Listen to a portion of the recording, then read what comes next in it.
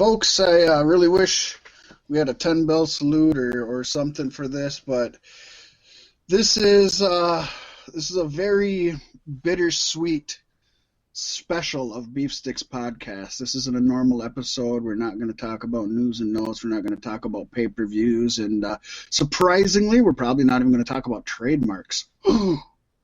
Wow, that never happens.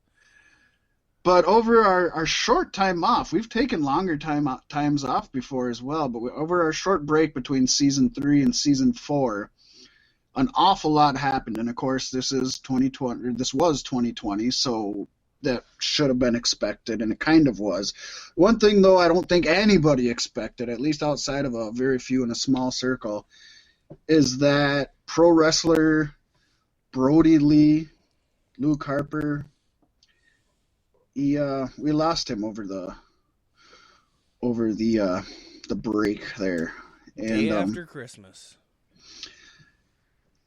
And Pasty, do you want to say anything before we get into the tribute? Oh, it was just news that rocked the world, man. Just earlier in the week, there was news that some wrestling legend, Dan something, had passed away. Danny Hodge, not a Dan something, and he's one of the most prolific figures in pro wrestling. I don't know who he is still. You still never looked up Danny Hodge Apple, which I recommend everybody listening go to the YouTube machine and look up Danny Hodge Apple. But we'll get to that later on in the episode 1 of this season. Yes. But yeah, it was just like shortly after that, and then the word came out that Jon Huber passed away, and I was like, wait, who's this guy? And then I was like, oh shit, it's Brodie Lee. And then spent a few days fighting back tears. Just, the thing is, it's not even due to this man's wrestling career, which has not amounted to what it should have for him. No, he was just taking off. Yeah, just barely getting the wind under his wings and snuffed out of existence just like that. But the man was a great father and an amazing family man, and that just breaks my heart for his kids. And I think that's like, I don't know. Being an overweight male like myself, I have to like live with that what if something happens to me kind of ordeal. And so when this happened, it like was a shock to the system. He's, a fair amount older than us, but really not much. Right. And yeah. Yeah, it sucks. It sucks so bad. So without further ado, I'm just going to get right into Beef Sticks podcast tribute to Jon Huber.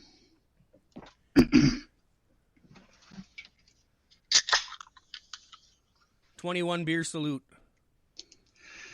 The Exalted One, Brodie Lee, formerly known as Luke Harper, real name Jon Huber, passed away on December 26th at the age of 41, reportedly surrounded by loved ones after a hard-fought battle with a non-COVID related lung issue.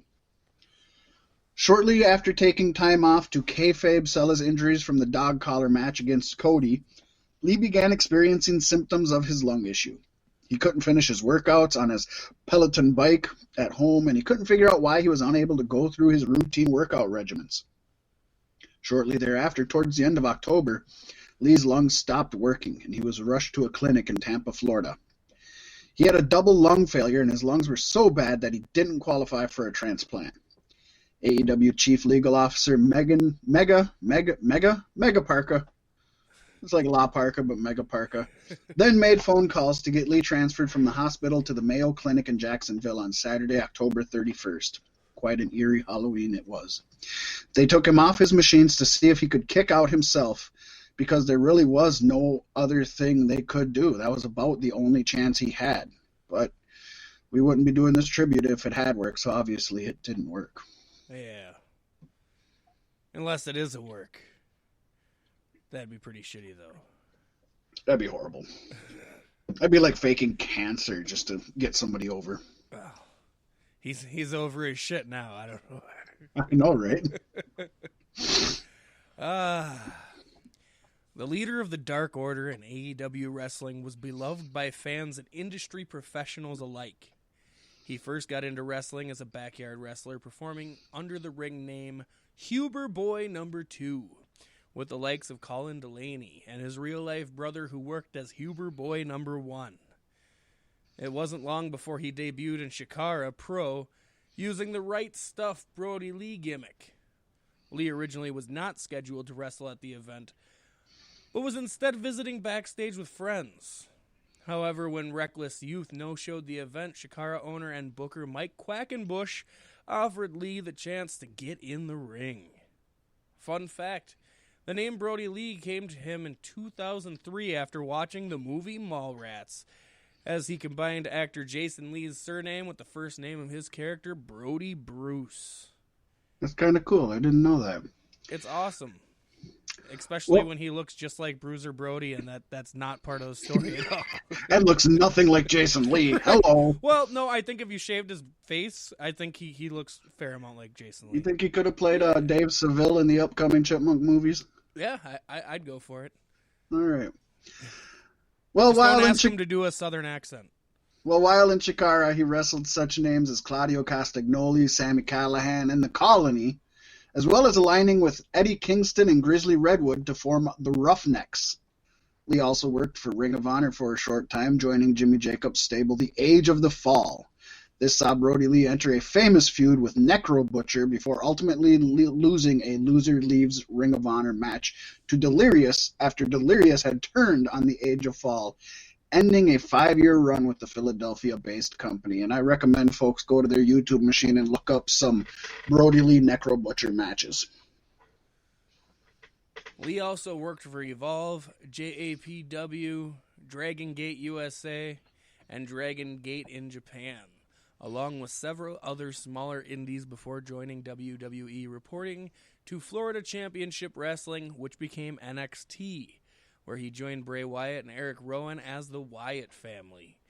After 8 years in WWE, he joined All Elite Wrestling as Mr. Brodie Lee on the March 18th, 2020 episode of Dynamite, debuting the same night as Broken Matt Hardy, and revealing himself as the Exultant One, the leader of the Dark Order.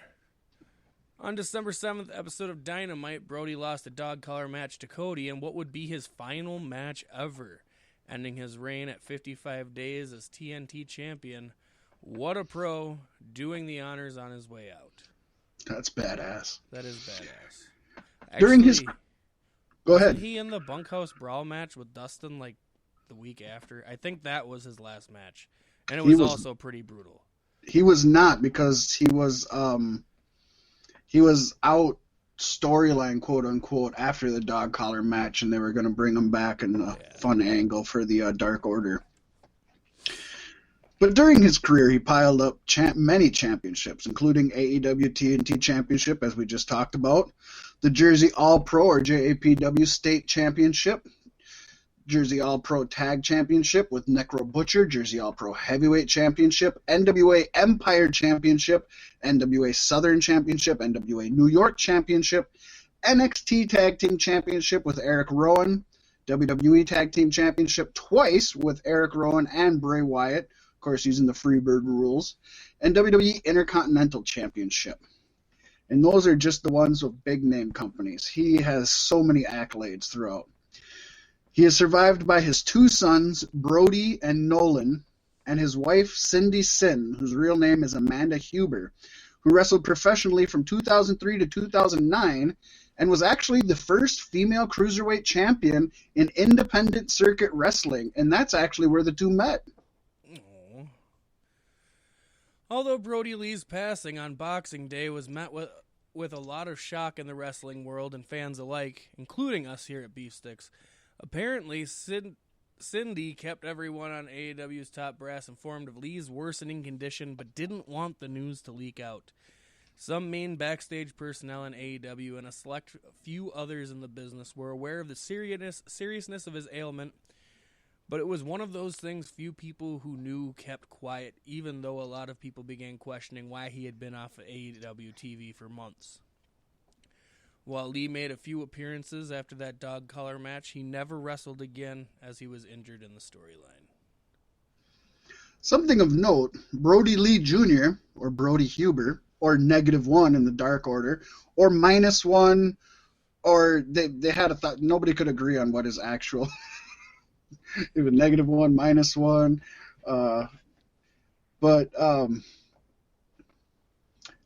but anyways, about him, he actually defeated Kenny Omega to win the AEW World Championship in a dark segment after the December 23rd Dynamite tapings, which really hinted to those there that something was wrong and led Dave Meltzer, among others, asking about Lee's extended absence from the ring. The only 8-year-old son of Brodie jumped on Omega's back, applied a sleeper hold, and made the AEW World Champion tap out. Justin Roberts actually announced Brodie Lee Jr. as the new AEW World Heavyweight Champion. Also at the end of AEW's Brodie Lee Celebration of Life, Tony Khan named Brodie Lee Jr. a TNT champion for life and was awarded the TNT title belt as the show closed on a tribute video for his late father. What an emotional episode of Dynamite that was, too. That was a ride for me. Wow. Good times, and it really makes me sad that WWE doesn't think more of any of the people who have worked for them and passed on.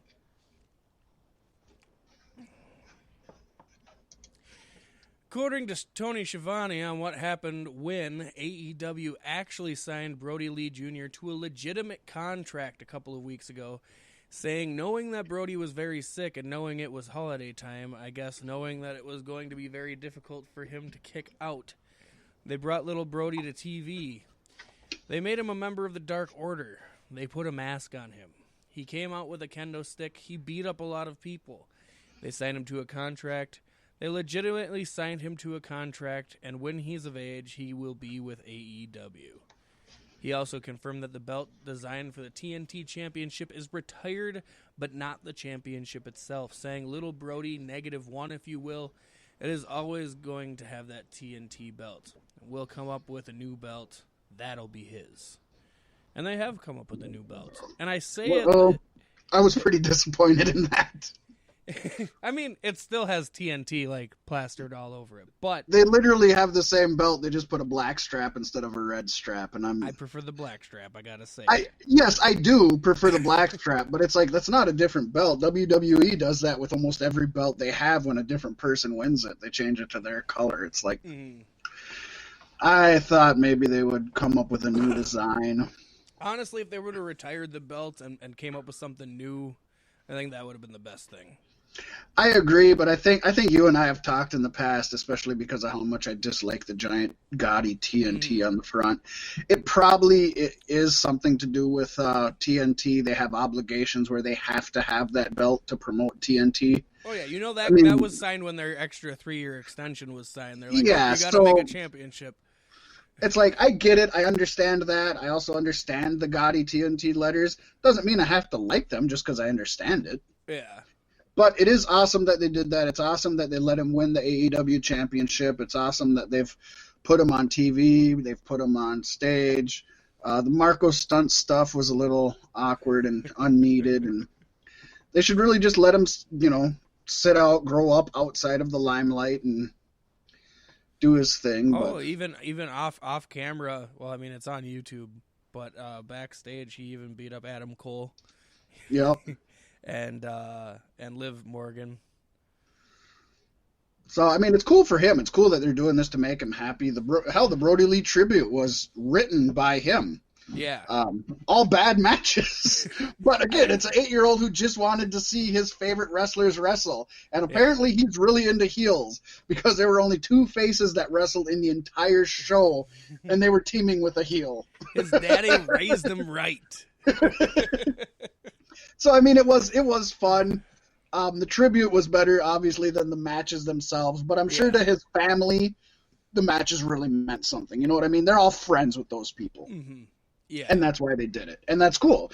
Nobody gives a shit. I didn't give a shit. I wasn't there to watch AEW Dynamite. I was there to watch a Brodie Lee tribute. Yeah. I think I said to you, Paste, I want to use a comic term and say I felt like